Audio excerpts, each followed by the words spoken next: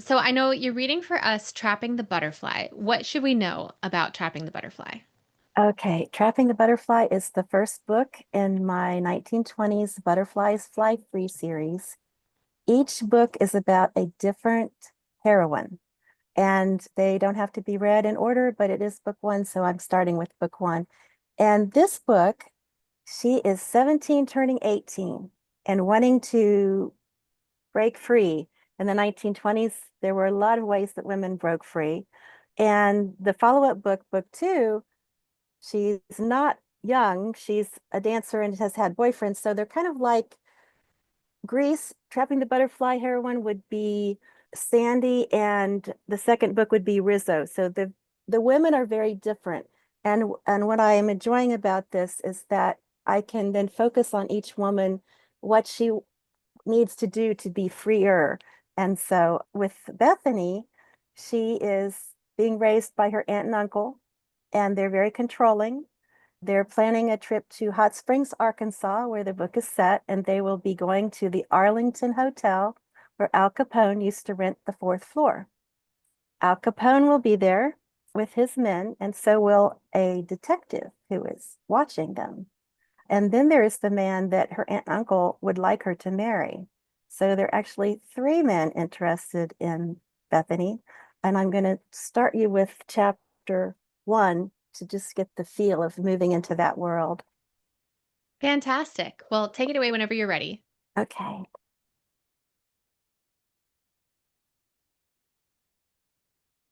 So, chapter one, it's August 1926. Bethany Robinson did not need yet another lecture on being appreciative. Thank you, Aunt Margaret. She accepted the gold-trimmed white china plate her aunt handed her while clearing her throat to disguise the grumbling of her stomach. Placing the plate in front of her on the table, she waited and tried not to look at the food placed upon it.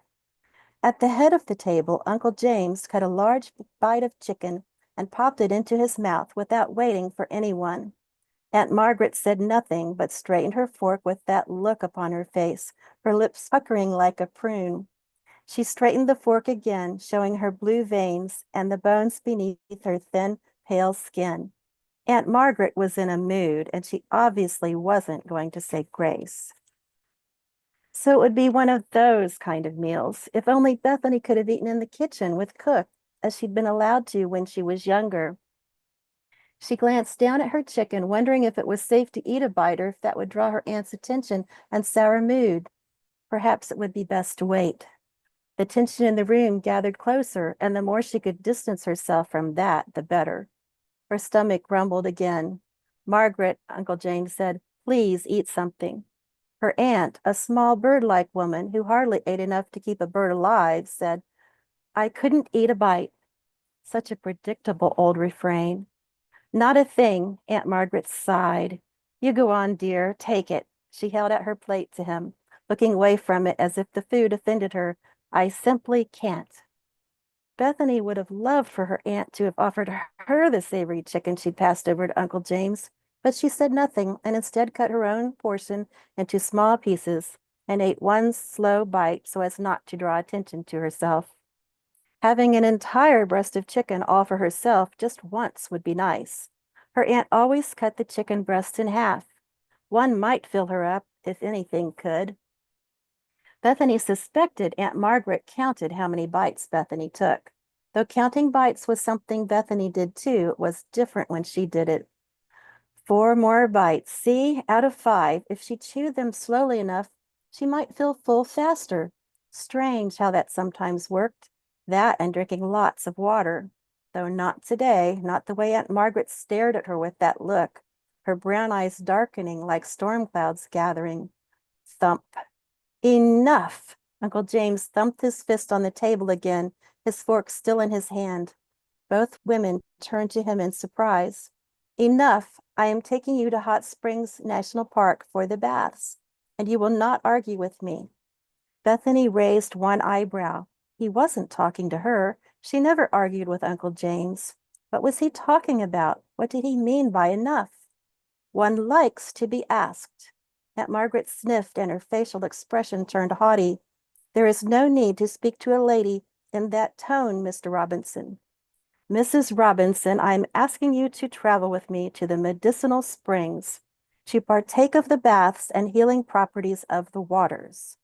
His tone brooked no argument and said just as clearly that he was not asking, but telling. I will think about it. Uncle James, knowing as well as Bethany did that the phrase Aunt Margaret had just used meant no, then changed his tone and his approach. I am asking out of concern for you, dear. Your health is no better and seems to be getting worse. I have done everything the doctor asked. Yes, and now we are going to try a new doctor, one who has had success with women in your condition. What exactly was that condition? They always referred to it as one of Aunt Margaret's spells. Maybe this new doctor would finally have a name for it. The trip will do you good, and I have a meeting with Mr. Rivaldi after we arrived. About the merger we've been discussing, she glanced over at Bethany, then back again. Yes, he is amiable. Well, then, Aunt Margaret sniffed, we shall all go to Hot Springs and take the baths. She shot a pointed glance at Bethany. Bethany placed her hands in her lap and folded her fingers together. When are we going? Next week, Uncle James said. We'll take a 2-week holiday. He nodded at his wife again. That should be long enough. Aunt Margaret nodded in agreement. Would 2 weeks be long enough to cure her aunt? That didn't seem like very long. Oh, but if we're gone that long, that means we'll be away on my birthday, Bethany blurted out and then stopped herself from saying more. This would be her 18th birthday. She'd moved from counting down the months to counting the weeks. Soon she would be of age and no longer under Aunt Margaret's thumb. We'll celebrate your birthday in Hot Springs. That will make it a very memorable trip. Aunt Margaret smiled a secretive smile. That smile would have made Bethany nervous had they not been discussing her birthday.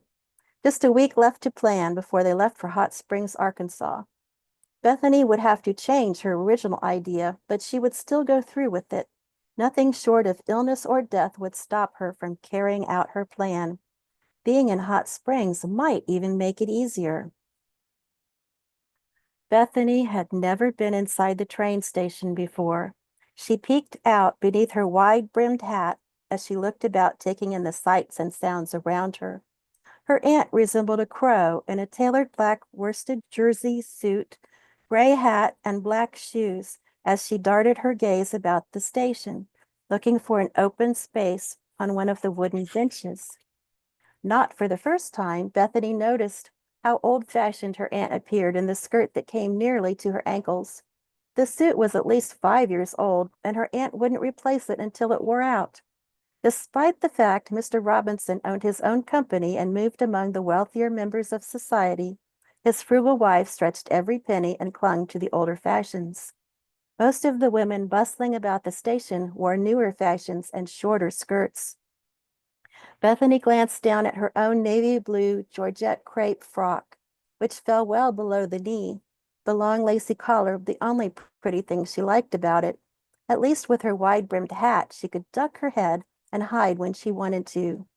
Oh, what she wouldn't give to wear one of those shorter dropped-waist dresses with a cloche hat and bobbed hair, to look like other girls her age and to go dancing with boys. She could not wait for the day when she could pick out her own clothes and go when and where she wanted. Soon she would be 18 and would be able to use her inheritance, she hoped. Uncle James had always been vague about the terms of the will and monies her parents had left behind for her. Come along, Aunt Margaret said, interrupting her thoughts. We will sit and wait for your uncle. Yes, ma'am. Bethany followed her aunt, who had noticed an open spot on one of the benches, and strode toward it, determined to claim it for her own. People moved away from her when she was in that mood and held that look upon her face. Her aunt, tiny as she was, could be a formidable woman. Soon she and Bethany sat together on a high-backed wooden bench. People bustled around the train station, many carrying newspapers and reading the headlines as they walked. Everyone else appeared to be reading the paper. Something must have happened. A long line of passengers stretched around the newspaper stand, and more joined the line as soon as it started to shorten. Whatever had happened must have been awful. Women cried, and men shook their heads and looked mournful. Bethany strained to see a newspaper held by a man nearby. The headline read, Rudolph Valentino dead, August 23rd, 1926. Sudden death at the age of 31. Oh no, he couldn't be dead. He just had an operation a week ago.